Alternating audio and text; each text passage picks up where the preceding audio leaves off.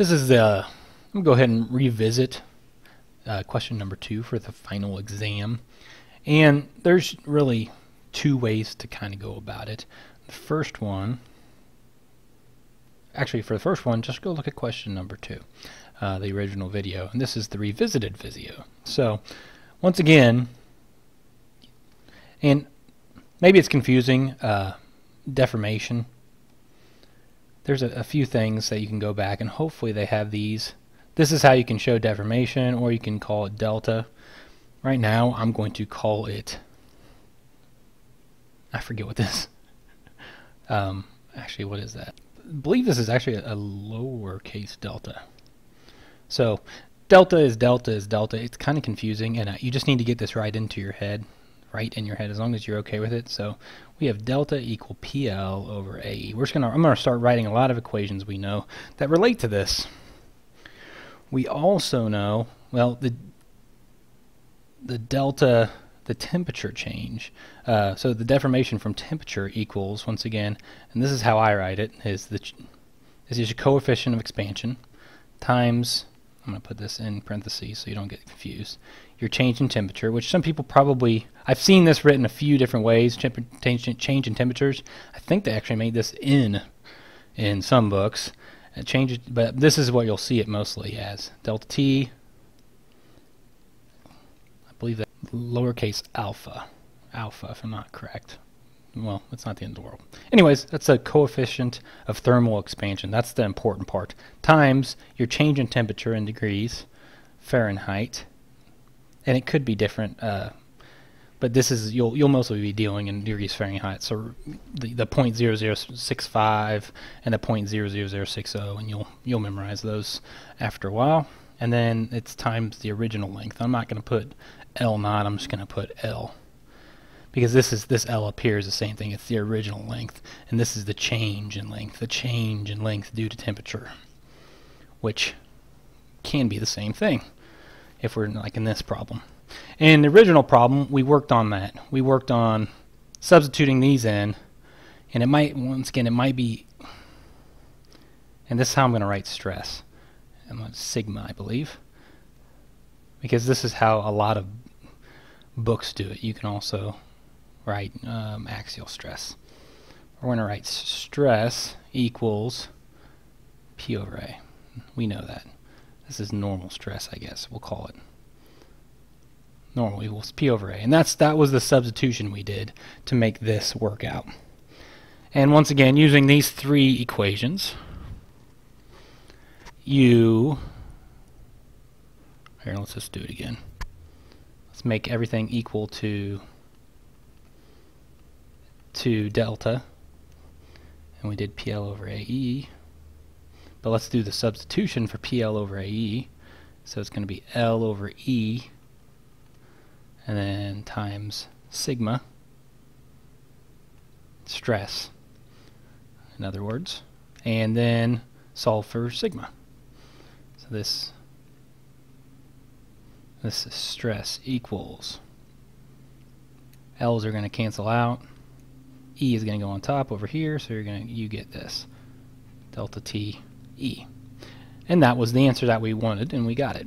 Alright, now here is another method, which probably I would have done from the beginning.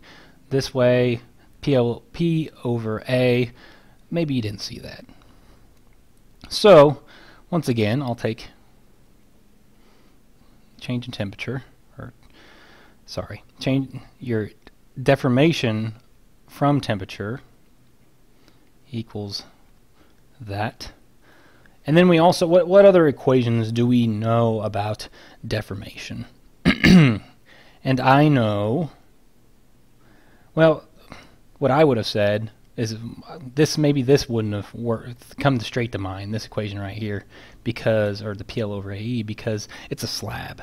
So in my thought processes, I may have thought, well, you know what, stress equals, actually, I'm going to give you Hooke's law. Hooke's law is E equals stress over strain. That would have came to mind before this did to me, and that's just, if I was working with a beam, this probably would have come to mind sooner, But since we weren't, this actually would have come to mind sooner. And then I also would have said, well, what does strain equal?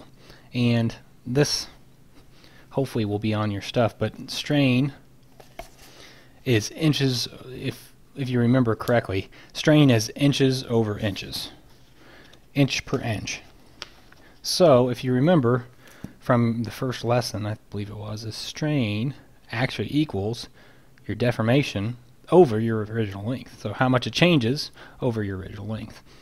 And when you take these, you can actually substitute. Well, I'm going to go ahead and substitute, throw those in there.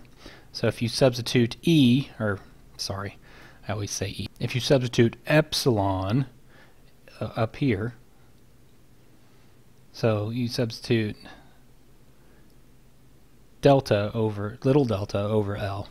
Let's go ahead and do that. That would put L on top, so you would get the combination of these two gives you what? E equals sigma stress times L over delta.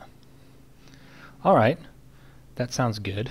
Now we want to make everything equal to delta, like we did over there. So let's put delta on top over here, bring E to the bottom. So this gives us delta equals stress times L over E. Now, well, we've got delta. Let's make them equal each other. So now you have delta T L equals, and once again, if this doesn't make sense to you, I'm sorry.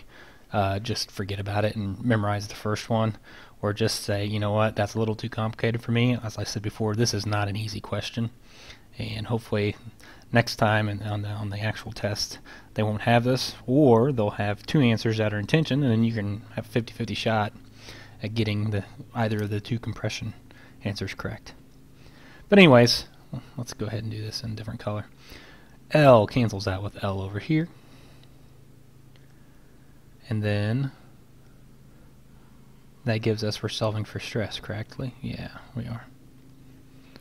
Stress equals, I'm going to not put the delta T, and E comes to the top. So as you can see, we got the same answer. Either way you can do it. So you could do it what's on top or what's on bottom. Either way you will come up with the same answer, but you have to think of it in variables.